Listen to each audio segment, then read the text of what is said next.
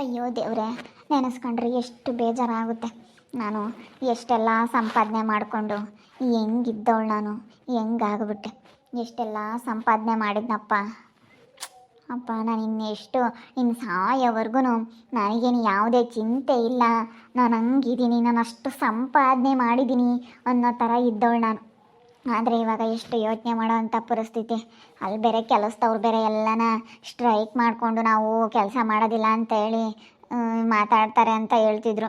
ನನಗೆ ಅಲ್ಲಿಗೆ ಹೋಗೋಕ್ಕೆ ಬೇಜಾರಾಗೈತೆ. ನನಗೆ ಹೋಟ್ಲು ತಕ್ಕ ಹೋಗೋಕ್ಕೂ ಆಗ್ತಾಯಿಲ್ಲ. ಯಾರು ಏನು ಮಾಡಿಸಿದಾರೋ ಏನೋ ನನಗೆ ಗೊತ್ತಿಲ್ಲ, ಅಲ್ಲಿಗೆ ಹೋಗೋದಕ್ಕೂ ಆಗ್ತಾಯಿಲ್ಲ. ನನಗೆ ಅಷ್ಟು ಬೇಜಾರಾಗೈತೆ. ಏನಪ್ಪ ಮಾಡೋದು ಇವಾಗ ಅನ್ನಿಸ್ತೈತೆ. ಅಷ್ಟು ನನಗೊಂಥರ ಒಂಥರ ಸಖತ್ತು ಬೇಜಾರಾಗೈತೆ. ಕೆಲಸದವ್ರಿಗೆ ಬೇರೆ ಪೇಮೆಂಟ್ ಕೊಟ್ಟಿಲ್ಲ, ಏನು ಮಾಡೋದು, ಅವರು ಮಾಡಲ್ಲ ಅಂಥೇಳಿ ಹೇಳ್ತಾಯಿದ್ರು. ಇವತ್ತು ಬಂಟಿ ಅವ್ರು ಬಂದರೆ ಇವಾಗ ಗೊತ್ತಾಗುತ್ತೆ ಏನು ಹೇಳಿದ್ರು ಏನು ಎತ್ತ ಅಂತೇಳಿ.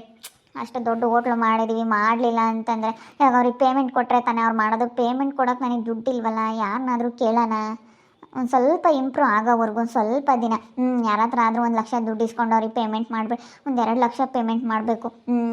ಭಟ್ರಿಗೆ 10,000-15,000 ಪೇಮೆಂಟು ಅವ್ರಿಗೂ ಇವ್ರಿಗೂ ಅಂತ ಹೇಳಿ ಅಲ್ಲಿರೋರಿಗೆಲ್ಲ, ನಮ್ಮ ಹೋಟೆಲಲ್ಲಿರೋರಿಗೆಲ್ಲ ಸೇರಿ ನಾನು ಹೆಚ್ಚು ಕಡಿಮೆ ವಾಚ್ಮ್ಯಾನು ಅವರು ಇವರು ಅಂತ ಹೇಳಿದ್ರೆ ಒಂದು 2,00,000 ಆದರೂ ಮಿನಿಮಮ್ ಬೇಕು. ಹಾಗೆ ಐಟಮ್ ಎಲ್ಲ ತೊಗೊಂಬರ್ಬೇಕು. ಐಟಮ್ ಎಲ್ಲ ಖಾಲಿ ಆಗೈತೆ.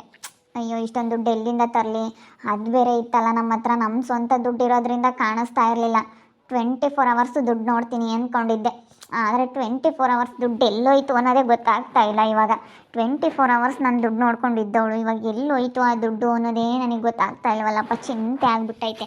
ಬರ್ರಿ ಬಂಟಿ ಅವರೇ, ನಾನು ನಿಮ್ಮನ್ನೇ ನೋಡ್ತಾ ಇದ್ದೆ. ಎಷ್ಟೊತ್ತಿಗೆ ಬರ್ತೀರೋ ಅಂತ ಹೇಳಿ. ಏನು ಹೇಳಿದ್ರು ಕೆಲಸದವ್ರು? ಏನು ಹೇಳಿದ್ರು? ನಾನು ನಿನ್ನೆ ಹೇಳಿದ್ದೆ ನಾಳೆ ಪೇಮೆಂಟ್ ಮಾಡ್ತೀನಿ ಅಂತ. ಏನು ಹೇಳಿದ್ರು ಅವರು? ಇಲ್ಲ, ಅವ್ರು ಕೆಲಸ ಮಾಡೋದಿಲ್ಲ ಅಂತ ಹೇಳಿ ಎಲ್ಲ ಬಿಟ್ಟೋದ್ರು. ಇನ್ನೊಂದು 4 ಜನ ಇದ್ದಾರೆ, ಅವ್ರಿಗೆ ಹೇಳಿ ಇಟ್ಕೊಂಡಿದ್ದೀನಿ. ಈಗ ಚೆನ್ನಾಗಿ ಟೇಸ್ಟಿಯಾಗಿ ಫುಡ್ ಮಾಡೋ ಅಂತ ಭಟ್ರೆ ಅವರೇ ಬಿಟ್ಟೋಗ್ಬಿಟ್ರು. ನೀವು ನನಗೆ ಪೇಮೆಂಟ್ ಕೊಟ್ಟಿಲ್ಲ ಅಂತಂದ್ರೆ ನನಗೆ ನಡೆಯೋದಿಲ್ಲ. ನಮ್ಮವನು ಎಲ್ಲನ ಸಂಘ ಅದು ಇದು ಮಾಡ್ಕೊಂಡಿದ್ದೀವಿ, ನಮಗೂ ತುಂಬ ರಿಸ್ಕ್ ಐತೆ, ಆಗೋದಿಲ್ಲ ಸರ್ ಅಂತ ಹೇಳಿ ಬಿಟ್ಟೋಗ್ಬಿಟ್ರು.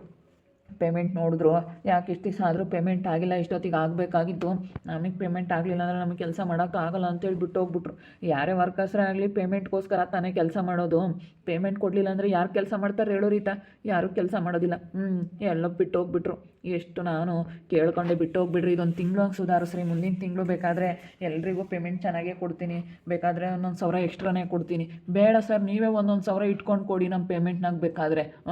ಆದರೆ ನಮಗಂತೂ ನಿಲ್ಲಕ್ಕಾಗಲ್ಲ. ನಮಗೆ ಎಷ್ಟು ಕಮಿಟ್ಮೆಂಟ್ಗಳಿರ್ತವೆ, ಮನೆ ಅಂದಮೇಲೆ ಎಷ್ಟು ನಮಗೆ ಪರಿಸ್ಥಿತಿಗಳು ಎದುರಿಸ್ಬೇಕಾಗುತ್ತೆ. ಅಂಥದ್ರಲ್ಲಿ ನೀವು ಪೇಮೆಂಟ್ ಯಾವಾಗಲೂ ಕೊಡೋದಕ್ಕೆ ನಾವು ಕಾತ್ಕೊಂಡು ಕೂತ್ಕೊಳ್ಳೋಕ್ಕಾಗಲ್ಲ. ನಮಗೆ ಕಮಿಟ್ಮೆಂಟ್ಗಳು ಜಾಸ್ತಿ ಇದ್ದಾವೆ, ನಮ್ಗೆ ಇರೋಕ್ಕಾಗಲ್ಲ, ನಮ್ಗೆ ತುಂಬ ತಾಪತ್ರಯಗಳಿದ್ದಾವೆ ಅಂತ ಹೇಳಿಬಿಟ್ಟು ಅದೇ ಹೋಗ್ಬಿಟ್ರು.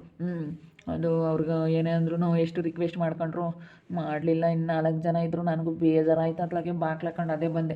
ಏನು ಮಾಡೋಣ, ರೇಷನ್ ಎಲ್ಲ ಖಾಲಿ ಆಯಿತು. ಇದ್ದಕ್ಕಿದ್ದಂಗೆ ಯಾಕೆ ಸರ್ ಹೀಗಾಯಿತು ಅಂತೇಳಿ ಅವ್ರಿಗೆಲ್ಲ ಅನುಮಾನ ಶುರುವಾಗ್ಬಿಟ್ಟೈತೆ.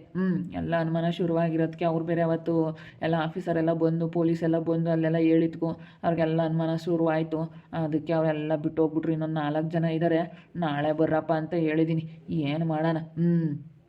ಏನು ಮಾಡಬೇಕು ಏನೋ ಅಷ್ಟು ಒಂದು ಗೊತ್ತಾಗ್ತಾ ಇಲ್ಲ. ಎಷ್ಟೊಂದು ಜನ ಬಂದು ವಾಪಸ್ ಹೋಗ್ತಾ ಇದ್ದಾರೆ. ವ್ಯಾಪಾರ ಏನೋ ಆಗುತ್ತೆ, ಆದರೆ ಮಾಡಬೇಕಲ್ಲ. ನೀನು ಬರೋದಿಲ್ಲ, ನೀನು ಬೇಜಾರಾಗಿ ಇಲ್ಲೇ ಇದೆಯಾ. ಎಷ್ಟು ಇವಾಗ ನಮಗೆ ಕೆಟ್ಟದ್ದಾಗೈತೆ ಅಂದರೆ ಹೇಳ್ಬಾರ್ದು, ಹಂಗೆ ಆಗ್ತಾಯಿತ್ತೆ. ಹೋಗಿ ನಾವು ಹೆಂಗಿದ್ದವ್ರು ಹೆಂಗಾದ್ವಲ್ಲಪ್ಪ, ಹೆಂಗಾಯ್ತಪ್ಪ ಇದೆಲ್ಲ ಅನ್ನಿಸ್ತೈತೆ. ಇದ್ದಾಗ ಅದಕ್ಕೆ ಮತ್ತೆ ಯಾರಿಗೂ ತೋರಿಸ್ಬಾರ್ದು ಅನ್ನೋದು. ನಾನು ಹೇಳ್ತಿದ್ದೆ, ಜನಗಳ ಕಣ್ಣು ಮೊದಲೇ ಸರಿ ಇಲ್ಲ ಕಣೆ, ಬೇಡ ಬೇಡ ಬೇಡ, ಜನಗಳಿಗೆ ಯಾರಿಗೂ ಏನು ಹೇಳ್ಬೇಡ, ದೌಲತ್ತಲ್ಲಿ ಮಾತಾಡಬೇಡ, ನಾನು ಹಂಗಿದ್ದೀನಿ ಹಿಂಗಿದ್ದೀನಿ 24 ಅವರ್ಸ್ ದುಡ್ಡು ನೋಡ್ತೀನಿ ಅಂತ ಹೇಳಿ ಅರ್ಧ ಜನಗಳ ಕಣ್ಣು ನಮ್ಮ ಮೇಲೆ ಬಿತ್ತು. ಯಾರ ಕಣ್ಣು ಬಿತ್ತೋ ಏನೋ ಗೊತ್ತಿಲ್ಲ. ನಮಗೆ ಎಷ್ಟು ತೊಂದರೆ ಆಗ್ತಾಯಿತೆ ನೋಡು ರೀತ. ನೀನು ಸ್ವಲ್ಪನೂ ಅರ್ಥ ಮಾಡ್ಕೊಂಡಿಲ್ಲ ಕಣೆ. ಹೋಗಿ ಏನು ಮಾಡೋಣ ಬಂಟಿ ಅವರೇ? ನಾನೇನಾದರೂ ಅದೇ ಬೇಕಲ್ಲ ಮಾಡಿದ್ನಾ? ಹೇಳಿ, ಏನು ಮಾಡೋದು? ಏನೋ ನಮಗೆ ಐತಪ್ಪ ಅನ್ನೋದೊಂದು, ಏನೋ ನಾವು ಇಲ್ದಾಗಾದರೆ ಅಯ್ಯೋ ಇಲ್ಲ ಅನ್ಕೊಂತೀವಿ. ಇವಾಗ ಇದ್ದಾಗಾದ್ರೂ ನಾವು 4 ಜನದ ಹತ್ರ ಹೇಳ್ಕೋಬೇಕು, ನಾವು ಏನೋ ಒಂದು ಸಾಧನೆ ಮಾಡಿದ್ದೀವಿ ಅನ್ನೋ ಥರ ನಾನು ಒಂದು ಹೆಮ್ಮೆಯಿಂದ ಹೇಳ್ಕೋಬೇಕು ಅಂತ ನನಗೆ ಅನ್ನಿಸ್ತು ಅಷ್ಟೇ. ಅದಕ್ಕೆ ಹೇಳ್ಕೊಂಡೆ. ಏನು ಮಾಡೋದು? ಹಾಗಾದ್ರೆ ಬಾಗ್ಲಾಕೊಂಡು ಬಂದ್ರಾ? ವ್ಯಾಪಾರ ಇಲ್ಲ, ಏನಿಲ್ಲ. ಮತ್ತು ಅಲ್ಲೇನಾದರೂ ಮಾಡಿದ್ರೆ ತಾನೇ ವ್ಯಾಪಾರ ಆಗೋದು. ಇವಾಗ ಚೌಟ್ರಿ ಯಾವುದು ಕೇಳ್ತಾನಿಲ್ಲ. ಇವಾಗ ಇದೊಂದು ತಿಂಗಳು ಚೌಟ್ರಿ ಆದರೂ ಹೋಗಿದ್ರೆ ಸಾಕಾಯ್ತು. ಇವಾಗ ಬಿಡ ಆಷಾಢ, ಯಾರು ಮದುವೆ ಫಂಕ್ಷನ್ಗಳು ಏನು ಮಾಡೋದಿಲ್ಲ ಆಷಾಢದಲ್ಲಿ. ಏನು ಮಾಡೋದಪ್ಪ ಇವಾಗ ಅನ್ನಿಸ್ತೈತೆ. ಇವಾಗ ಒಂದು ತಿಂಗಳು ಇವಾಗ ಯಾವುದಾದ್ರೂ ಒಂದು ಮದುವೆ ಆಗಿದ್ರೂ ಸಾಕಾಯಿತು, ಒಂದು 70,000-80,000 ಸಿಗೋದು. ಇವಾಗ ಯಾವುದು ಇವಾಗ ಅಷ್ಟು ಸೀಸನ್ನೇ ಇಲ್ವಲ್ಲ, ಇವಾಗ ಏನು ಮಾಡೋದು? ಎಲ್ಲ ಬುಕ್ಕಿಂಗ್ ಮಾಡಿ ಹೋಗಿದ್ದಾರೆ. ಅವ್ರನ್ನಾದ್ರೂ ಕೇಳೋಣ, ಇಲ್ಲಾಂದ್ರೆ ಬುಕ್ ಮಾಡಿ ಹೋಗಿದಾರಲ್ಲ, ಮುಂದಿನ ತಿಂಗಳು ಶ್ರಾವಣಕ್ಕೆ ಮದುವೆ ಇರೋರೆಲ್ಲ ಬುಕ್ಕಿಂಗ್ ಮಾಡಿ ಹೋಗಿದ್ದಾರೆ ಚೌಟ್ರಿದು. ಅದಾದ್ರೂ ಕೇಳ್ಬೋದು. ಮುಂಚೆಗೆ ಯಾರು ಕೊಡೋದಿಲ್ಲ, ಅಡ್ವಾನ್ಸ್ ಅನ್ನೋದು ಅಷ್ಟೇ ಕೊಡೋದು. ನಾವು ಅದು ಕೊಡ್ತೀವಿ ಅಂತ ಹೇಳ್ತಾರೆ. ಏನು ಮಾಡೋದಪ್ಪ ಚೌಟ್ರಿಗೆ? ಇವಾಗ ಚೌಟ್ರಿದಾದ್ರೂ ಒಂದು ತಿಂಗಳದಾದ್ರೂ ಅಮೌಂಟ್ 1,00,000 ಆದ್ರೂ ಯಾವುದಾದ್ರೂ ಬಂದಿದ್ರೆ ಇನ್ನೊಂದು 1,00,000 ಯಾರ ಕಡೆ ಆದರೂ ಇಸ್ಕೊಂಡು ಹಿಂಗೆ ಮ್ಯಾನೇಜ್ ಮಾಡ್ಬೋದಾಗಿತ್ತು. ಏನು ಮಾಡೋದು? ಕರೆಂಟ್ ಬಿಲ್ ಬೇರೆ ಕಟ್ಟಬೇಕು. ಎಷ್ಟು ತೊಂದರೆ ತಾಪತ್ರಯಗಳು ಯಪ್ಪ. ಒಂದೇ ಸತಿ ಎಷ್ಟು ರಿಸ್ಕ್ ಬಂದೈತೆ ಅಂದರೆ ರೀತಾ ಹೇಳ್ಬಾರ್ದು, ಅಷ್ಟು ರಿಸ್ಕ್ ಬಂದೈತೆ. ಇವಾಗ ನಮಗೆ ಕೈಯಾಗ ದುಡ್ಡಿಲ್ಲ, ಏನಿಲ್ಲ, ಏನು ಮಾಡಬೇಕು? ಯಾವಾಗಲೂ 24 ಅವರ್ಸ್ ದುಡ್ಡು ನೋಡ್ತಾ ಇದ್ದವ್ರು ನಾವು ಇವಾಗ 24 ಅವರ್ಸ್ ₹1 ಇಲ್ದಂಗೆ ಆಗೈತಿ. ಹಂಗಾಗೈತಿ ಇವಾಗ ನಮ್ಮ ಪರಿಸ್ಥಿತಿ. ಎಂಥ ಇಕ್ಕಟ್ಟಿಗೆ ಬಂದು ಸಿಕ್ಕಾಕೊಂಡೈತೆ ಗೊತ್ತಾ ರೀತಾ? ಏನು ಮಾಡೋಣಪ್ಪ, ನಮ್ಮ ಗ್ರಾಚಾರ ಹೋಗತ್ಲಾಗೆ. ಇವನು ಬೇರೆ ಎಲ್ಲನ ಇವಾಗ ಕೊಡ್ತಾ ಇದ್ದಾನೆ. ಏನು ಮಾಡೋದು? ಅವನು ಹೋಟ್ಲು ಬೇರೆ ಆಗಿಬಿಟ್ರೆ ಇನ್ನು ನಾವು ಬಾಗಿಲು ಹಾಕ್ಬೇಕು ಅನ್ಸುತ್ತೆ. ಹಾಕದೆ ಮತ್ತೆ ಇನ್ನೇನು ಬಾಗ್ಲು ಹಾಕದೆ. ಇನ್ನೇನು ನಮಗಿನ್ನು ಬೇರೆ ದಾರಿ ಏನಾರ ನೋಡ್ಕೋಬೇಕು. ಅಷ್ಟು ಹೋಟ್ಲು ದೊಡ್ಡ ಹೋಟ್ಲು ಅಂತೂ ನಡ್ಸೋಕ್ಕಾಗಲ್ಲ. ಬೇರೆ ಯಾವುದಾದ್ರೂ ಈಗ ನಮಗೆ ಬೇರೆ ದುಡ್ಡೆಲ್ಲ ಇತ್ತು ಕೈಯಲ್ಲಿ, ಯಾವಾಗಲೂ ದುಡ್ಡು ಬೇರೆ ಬೇರೆದೆಲ್ಲನ ಇದಾಗೋದು. ನಮ್ಮ ಹತ್ರ ದುಡ್ಡಿಲ್ಲ ಅಂತಂದ್ರೆ ಒಂದು ಬಂಗಾರದೊಂದು ಕಾಯಿಯನ್ನು ತೊಗೊಂಡೋಗಿ ಆದ್ರೂ ಮಾರ್ಕೊಂಬಂದು ಲಕ್ಷಗಟ್ಟಲೆ ದುಡ್ಡು ತಗೊಂಬರ್ತಿದ್ವಿ, ಕಾಣಿಸ್ತಾ ಇರಲಿಲ್ಲ.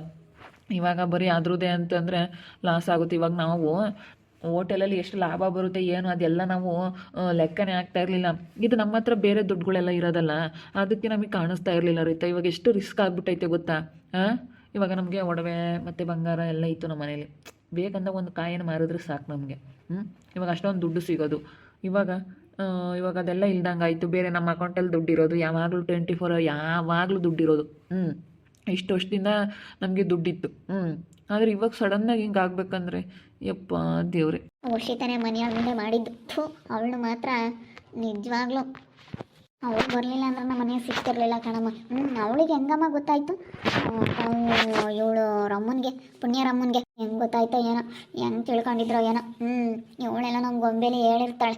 ಅದಕ್ಕೆ ಈಗಳಪ್ಪ ನಾವು ಯಾರು ಇದಕ್ಕೂ ಹೋಗಿಲ್ಲ, ಯಾರನ್ನೂ ಮಾತಾಡ್ಸೋಕೆ ಹೋಗಿಲ್ಲ. ಮತ್ತು ಈ ನಡುವೆ ನಮಗಷ್ಟು ಯಪ್ಪ ಎಷ್ಟು ನಮಗೆ ತೊಂದರೆ ಆಗೈತೆ ಅಂದರೆ ನಮಗೆ ಕಾಣಿಸ್ತಾ ಇರಲಿಲ್ಲಮ್ಮ. ಅದರ ಲಾಭ ಆಗುತ್ತೋ ನಷ್ಟ ಆಗುತ್ತೋ ನಮಗೊಂದು ಗೊತ್ತಾಗ್ತಾ ಇರಲಿಲ್ಲ. ಆದರೆ ನಮಗೆ ಒಟ್ಟಿನಲ್ಲಿ ಅವಾಗ ಹೆಂಗಾಗೋದು ಅಂದರೆ ಲಾಭ ನಷ್ಟ ನಮಗೆ ಲಾಭನೇ ಬರ್ತೈತಿ ಅನ್ನೋ ಥರ ಆಗೋದು. ಇವಾಗ ಏನಾಯ್ತಪ್ಪ, ಇವಾಗ ಕೆಲಸದವರೆಲ್ಲ ಏನಂದ್ರು? ಮಾಡೋಕ್ಕಾಗಲ್ಲ ಅಂತ ಕೆಲಸದವರೆಲ್ಲ ಬಿಟ್ಟು ಹೋಗ್ಬಿಟ್ರು ಕಣಮ್ಮ. ಯಾರು ಮಾಡ್ತಾರೆ ಹೇಳಿ? ಪೇಮೆಂಟ್ ಕೊಡ್ದಲೇ ಯಾರು ಮಾಡಲ್ಲ, ನಮ್ಮ ಕೈಲಿ ಮಾಡೋಕ್ಕಾಗಲ್ಲ ಅಂತ ಬಿಟ್ಟು ಹೋಗ್ಬಿಟ್ರು. ನಾನು ಬಾಗ್ಲು ಹಾಕೊಂಡು ಬಂದುಬಿಟ್ಟೆ.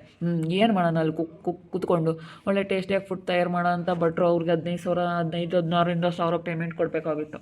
ಆದರೆ ಅವರು ಬರೋಕ್ಕಾಗಲ್ಲ ಸರ್, ನನಗೆ ತುಂಬಾ ರಿಸ್ಕ್ ಐತೆ, ನನ್ನ ಗಾಡಿ ಕಂತೆಲ್ಲ ಕಟ್ಟಬೇಕು, ಗಾಡಿ ತೊಗೊಂಡಿದ್ದೀನಿ, ಡ್ಯೂಟಿಗೆ ಬರಬೇಕಂತಲೇ ಕೆಲಸಕ್ಕೆ ಬರಬೇಕಂತಲೇ ಗಾಡಿ ತೊಗೊಂಡಿದ್ದೀನಿ, ಗಾಡಿ ಕಂತು ಕಟ್ಟಬೇಕು, ನನಗೆ ಎಷ್ಟು ರಿಸ್ಕ್ ಇದೆ ಸರ್. ಪೇಮೆಂಟ್ ಇಲ್ದೇ ನಾನು ಕೆಲಸ ಮಾಡೋಕ್ಕಾಗಲ್ಲ. ಒಂದು ತಿಂಗಳಿಲ್ಲ ಅಂತಂದ್ರೂ ನಮ್ಮ ಮನೆ ಪರಿಸ್ಥಿತಿ ಸುಧಾರ್ಸೋಕ್ಕಾಗಲ್ಲ. ಈಗ ಕೆಲಸಕ್ಕೆ ಬರೋದೇ ಅವ್ರು ಪೇಮೆಂಟ್ಗೋಸ್ಕರ ಅಲ್ಲಮ್ಮ. ಪೇಮೆಂಟ್ ಕೊಡಲಿಲ್ಲ ಅಂದರೆ ಯಾರು ಮಾಡ್ತಾರೆ ಹೇಳು?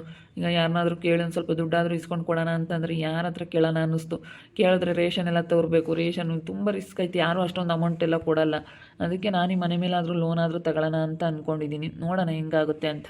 ನೋಡು, ಸುಮ್ಮನೆ ಮನೆ ಮೇಲೆ ಲೋನ್ ತಗೊಂಡು ಸ್ವಲ್ಪ ನಾವು ಅದನ್ನು ಇಂಪ್ರೂವ್ಮೆಂಟ್ ಮಾಡಿದರೆ ತಿಂಗಳ ಕಟ್ಕೊಂಡು ಹೋಗ್ಬೋದು. ಅತ್ಲಾಗೆ ತಿಂಗಳ ಕಟ್ಬೋದು.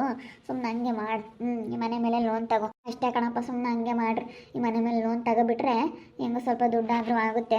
ಲೋನ್ ತಗೋಬಿಟ್ಟು ಆಮೇಲೆ ಅದಕ್ಕೆ ಬಂಡವಾಳ ಹಾಕಿದ್ರಾಯ್ತು. ಅವ್ರನ್ನೆಲ್ಲ ಕೆಲಸದವ್ರನ್ನೆಲ್ಲ ಕರೆಸ್ಬಿಟ್ಟು ಸ್ವಲ್ಪ ಬಂಡವಾಳ ಹಾಕಿ ಮಾಡು. ಆಮೇಲೆ ತಿಂಗಳ ಅದೇ ಹೋಟೆಲ್ ದುಡ್ಡು ಬಂದಿರೋದ್ರಲ್ಲೇ ಕಟ್ಕೊಂಡು ಹೋಗಿದ್ರಾಯ್ತು. ಸ್ವಲ್ಪ ಇಂಪ್ರೂವ್ಮೆಂಟ್ ಮಾಡೋವರೆಗೂ ಚೆನ್ನಾಗಿ ಆಗುತ್ತಲ್ಲ. ಸಖತ್ತು ಜನ ಬರ್ತಾ ಇರ್ತಾರೆ, ಹೋಟ್ಲು ಚೆನ್ನಾಗಾಗುತ್ತೆ. ನಮಗೆ ಹೆಂಗಾಗೈತಿ ಇವಾಗ ಅಂತಂದರೆ, ಮೊದಲಿಗಳಮ್ಮ ನಮಗೆ ದುಡ್ಡಿತ್ತಲ್ಲ, ನಮಗೆ ಬಂಗಾರ ದುಡ್ಡು ಏನು ನಮಗೇನು ಯಾವುದು ಕಡಿಮೆ ಇಲ್ಲ. ದುಡ್ಡು ಬೇಜಾನಿತ್ತು. ಅಕೌಂಟಲ್ಲಿ 10 ಕೋಟಿ ಇತ್ತು, ಎಲ್ಲ ಕೋಟಿಗಟ್ಟಲೆ ದುಡ್ಡಿತ್ತು. ಕೋಟಿಗಟ್ಟಲೆ ದುಡ್ಡು ಇರೋದ್ರಿಂದ ಯಾವುದೂ ಕಾಣಿಸ್ತಾ ಇರಲಿಲ್ಲ ನಮಗೆ. ಅದಕ್ಕೇ ಅದು ಇವಾಗ ನಮಗೆ ತುಂಬ ರಿಸ್ಕ್ ಆಗಿಬಿಟ್ಟೈತೆ. ಏನು ಮಾಡೋದು ಅನ್ನಿಸ್ತೈತೆ ಇವಾಗ. ಎಷ್ಟು ನಾವು ಕಷ್ಟಪಟ್ಟು ಮಾಡಿದ್ರೂ ಆಗ್ತಾ ಇಲ್ವಲ್ಲ ಅನ್ನಿಸ್ತೈತೆ. ಅಷ್ಟು ಬೇಜಾರಾಗ್ತೈತೆ. ಏನು ಮಾಡೋಣ? ಅದು ದುಡ್ಡು ನಮಗೆ ಬೇರೆ ಮಿಕ್ಕಿದ ದುಡ್ಡು ಇತ್ತಲ್ಲ, ಅದ್ರ ಲಾಭ ಬರುತ್ತೋ ನಷ್ಟ ಆಗುತ್ತೋ ಒಂದು ಗೊತ್ತಾಗ್ತಾ ಇರಲಿಲ್ಲ ನಮಗೆ. ಈ ಬೇರೆ ದುಡ್ಡು ಇರೋದೆಲ್ಲಮ್ಮ ಕಾಣಿಸ್ತಾ ಇರಲಿಲ್ಲ. ಇವಾಗ ಅದು ಕಾಣಿಸ್ತಾ ಐತೆ. ಅದು ಯಾವುದು ಲಾಸ ನಷ್ಟ, ಲಾಭ ಬರುತ್ತಾ ನಷ್ಟ ಆಗುತ್ತಾ ಅಂತೇಳಿ. ಇವಾಗ ಹೋಟೆಲಲ್ಲಿ ಏನು ಇವಾಗ ಅಂತೇಳಿ ಇವಾಗ ಗೊತ್ತಾಗ್ತೈತೆ. ಹೋಟೆಲ್ ಬಂಡವಾಳ ಏನು, 24 ಅವರ್ಸ್ ದುಡ್ಡು ನೋಡ್ತಾ ಇದ್ದಿದ್ದು ಎಲ್ಲಿಂದ ಹೋಗ್ತೈತೆ, ಅದು ಎಲ್ಲಿ ಹೋಗ್ತೈತೆ ಅಂತ ಇವಾಗ ಅದು ಅನ್ನಿಸ್ತಾ ಐತೆ. ಬಿಡತ್ಲಾಗೆ ಏನು ಮಾಡೋಕ್ಕಾಗುತ್ತೆ? ಆಗೋದಾಗೈತೆ. ಅತ್ಲಾಗೆ ಏನಾಗುತ್ತೋ ಆಗ್ಲೇ ಹೇಳು. ಏನು ಯೋಚನೆ ಮಾಡ್ಬೇಡ. ಬರ್ರಿ ಊಟ ಮಾಡಿ ಬರ್ರಿ. ಬಾಕ್ಲಾಕೊಂಡು ಬಂದ ಅಂದ್ರಲ್ಲ, ನೋಡ್ತಾ ಇರಿ ನನ್ನ ಆಗ್ಬೋದಂತ ಮುಂದಿನ ಭಾಗದಲ್ಲಿ ನೋಡ್ತಾ ಇರ್ರಿ. ಹಾಗೆ ವಿಡಿಯೋ ಬಗ್ಗೆ ನಿಮ್ಮ ಅಭಿಪ್ರಾಯನ ಕಮೆಂಟ್ ಮಾಡಿರಿ. ಹಾಗೆ ವಿಡಿಯೋ ಇಷ್ಟ ಆಗಿದ್ರೆ ಲೈಕ್ ಮಾಡಿ, ಶೇರ್ ಮಾಡಿ. ನಮ್ಮ ಚಾನಲ್ ಯಾರು ಸಬ್ಸ್ಕ್ರೈಬ್ ಮಾಡ್ಕೊಂಡಿಲ್ಲ, ತಪ್ಪದೆ ಕೂಡಲೇ ಸಬ್ಸ್ಕ್ರೈಬ್ ಮಾಡ್ಕೊಳ್ಳಿ. ಓಕೆ ವೀಕ್ಷಕರೇ, ಧನ್ಯವಾದಗಳು.